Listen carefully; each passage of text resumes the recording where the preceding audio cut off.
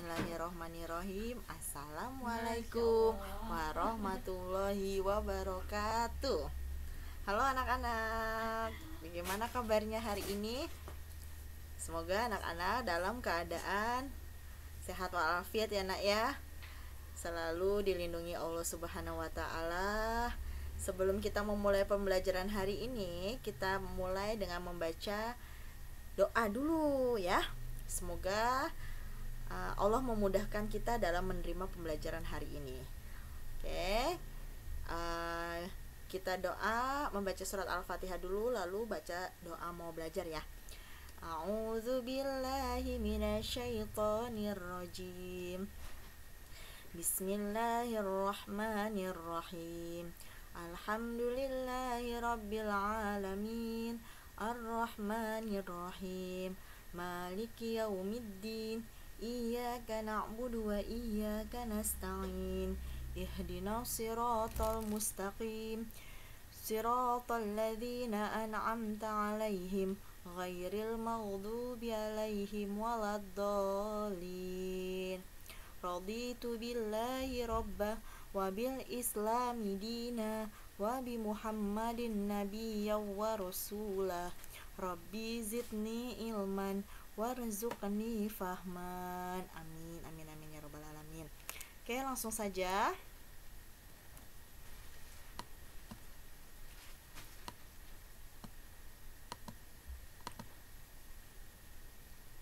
Materi yang kita pelajari hari ini yang pertama itu ada cara duduk yang benar dalam kegiatan menulis. Lalu ada gambar dengan teknik mencetak. Jadi kamu buat gambar dengan teknik mencetak. Lalu ada diskusi gambar kesukaan anggota keluarga kalian yang ada di rumah itu apa saja.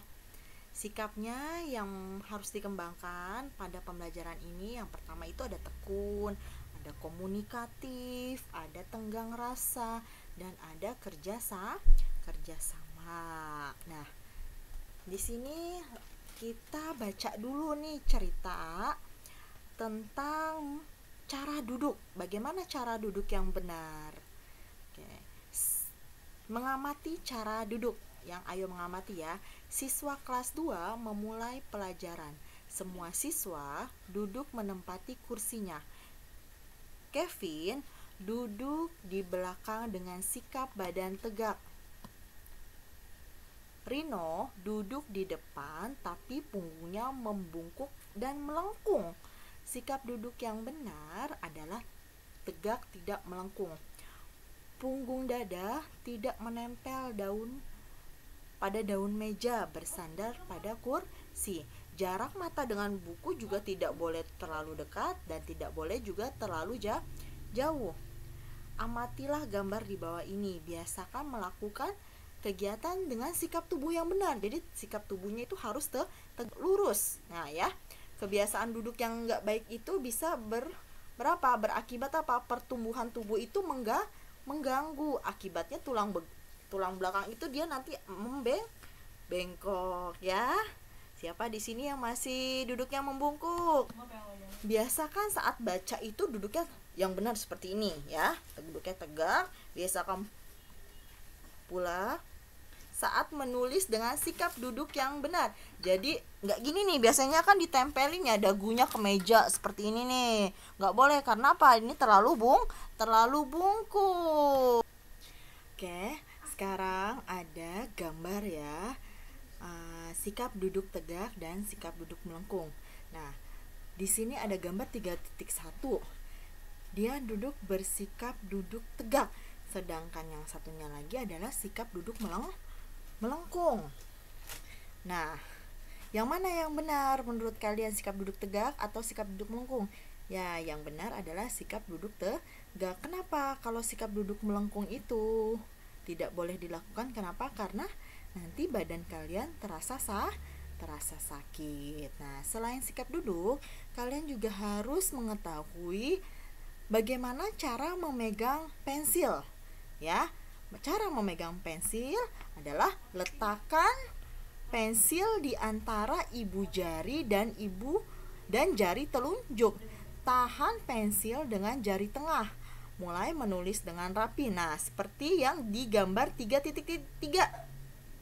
Posisi memegang pensil yang benar seperti ini, ya. Tidak seperti ini atau tidak seperti ini. Ini adalah posisi memegang pensil yang salah.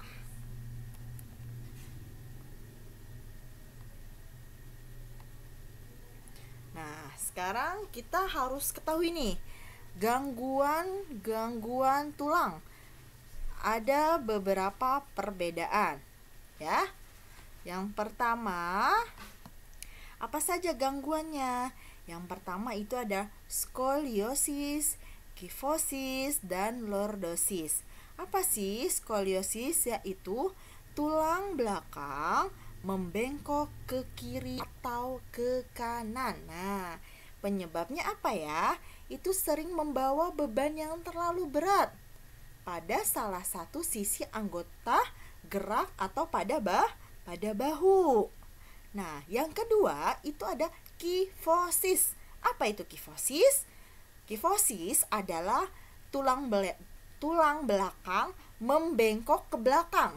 Penyebabnya apa? Kebiasaan duduk membungkuk atau sering membawa beban berat yang ada di punggung, yang terlalu berat di punggung. Nah, jadi seperti ini nih, kayak bungkuk dia.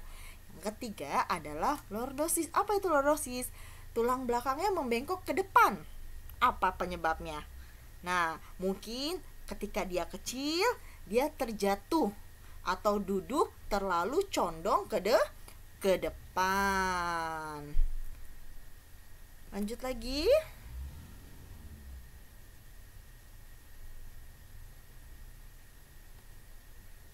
Nah, sekarang kalian harus memberi checklist pada kotak untuk posisi duduk yang benar nih, dan memberi tanda silang pada kotak untuk posisi duduk yang salah.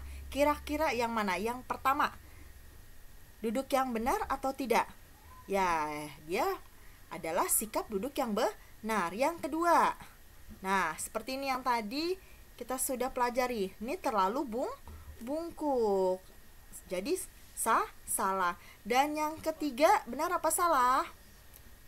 Salah. Dan yang keempat, benar apa salah? Salah, karena dia terlalu membungkuk. Nah, sekarang mengamati alat gambar dan fungsinya. Nah, di sana ada pensil warna, krayon, dan cat air. Nah, sekarang kalian tulis nama alat di bawah tersebut dan kegunaannya. Yang pertama, nama alatnya apa itu? Ya, pensil warna. Nah, apa sih kegunaannya? Kegunaannya adalah untuk mewarnai suatu gambar. Nah, yang kedua, apa itu alatnya? Namanya pensil. Apa kegunaan dari pensil? Untuk menulis. Yang ketiga, nama alat tersebut adalah kuas. Kegunaannya apa? Kegunaannya adalah untuk melukis. Yang terakhir, yang krayon, yang keempat, apa? Krayon. Kegunaannya apa? Sama, dia untuk mewarnai. Selanjutnya, yang kelima, apa nama alatnya? Itu buku gambar. Apa sih fungsi dari buku gambar tersebut? Yaitu menggambar. Dan yang terakhir adalah cat air. Apa kegunaannya? Memberi warna pada gambar. Jadi hampir sama ya kegunaannya, cat air, krayon, pensil warna, ya, untuk mewarnai gambar. Nah, di sini ada cerita tentang membuat gambar dengan teknik mencetak. Kita sama-sama baca ceritanya ya. Melanie senang menggambar. Ia pandai menggunakan alat-alat menggambar. Alat apakah yang Melanie pilih atau yang kalian pilih jika kalian ingin menggambar? Ya, tadi apa aja? Contohnya kayak pensil warna, krayon, ya, kuas, bisa juga untuk cat airnya. Nah, setelah kalian ingin mewarnai ya, setelah kalian sudah punya cat airnya, pasti kalian kreasikan warna tersebut, dan warna tersebut dapat menghasilkan yang namanya warna sekunder ya. Contohnya merah dan kuning. Merah dan kuning apa? Jika dicampurkan, dia berubah menjadi orange. Lalu kuning dan merah hampir sama, dia orange kekuningan. Lalu yang ketiga, biru dan merah. Biru dan merah apa? Ungu. Lalu sama yang di atas ungu. Nah, lalu di sini ada kuning dan biru. Kira-kira apa warna kuning dan biru? Kuning dan biru berwarna hijau. Nah, ini sama ya, nah hijau di bawahnya. Oke. Nah, sekarang kita menggambar dengan cara mencetak. Mencetak dapat menggunakan bermacam-macam bahan. Misalnya dari pelepah daun pisang atau buah belimbing. Arah potongan bebas, lalu celupkan permukaan potongan buah belimbing atau daun tersebut kemana? Bisa dengan cat air. Misalkan di sini ada pelepah daun pisang dan belimbing. Potong belimbingnya biasa membentuk sebuah bintang, lalu ditempelkan potongan belimbing itu ke atas kertas tersebut. Nah, di sini kalian pasangkan bentuk cetakan sesuai dengan yang tadi kan, kalau misalkan belimbing bisa jadi bintang ya. Nah, sekarang contohnya di sini ada jempol. Nah, jempol ya, menggunakan jempol kayak sidik jari gitu. Kira-kira yang mana? Dipasangkan kemana? Ke nomor berapa di sini kalian pasangin? Ya, di nomor. Nah, nomor 3. Lalu daun seperti itu apa? Ya, di mana? Di nomor terakhir. Nah, bentuknya hampir sama kan? Ya, lalu yang ketiga itu, nah, seperti ini bentuknya, bunga ya, jadi bunga dia. Lalu yang terakhir itu ada buah belimbing. Buah belimbing jadinya apa? Ya, buah belimbing itu jadinya seperti bintang. Nah, di sini ceritanya mengetahui kegemaran menggambar anggota keluarga. Keluarga Ani senang menggambar. Setiap keluarga memiliki gambar kesukaan masing-masing. Ayah suka gambar pemandangan alam, ibu suka menggambar bunga dan binatang, dan Ani suka gambar kendaraan. Mobil, kapal, kereta, dan bus pernah digambarnya. Sebagian gambar karya keluarga dipajang di dinding rumah. Gambar berwarna-warni sangat indah. Nah, di sini apa? Banyak kegemaran yang berbeda-beda dalam suatu keluarga. Jadi kalian harus apa? Harus saling menghargai. Nah, sekarang kita lanjut ke pembelajaran yang kedua. Ya, yang pertama, pembelajaran yang kedua ini kalian harus mengetahui apa itu gerakan non-lokomotor dan duduk memegang pensil dengan posisi yang benar. Hampir sama di pembelajaran yang ke-1. Nah, sikap yang harus dikembangkan itu ada tekun, komunikatif, dan percaya diri.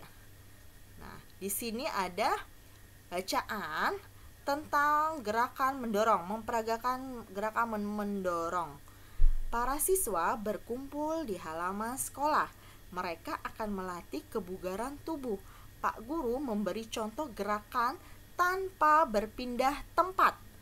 Gerakan tanpa berpindah tempat disebutnya gerakan apa? Non-lokomotor, ya.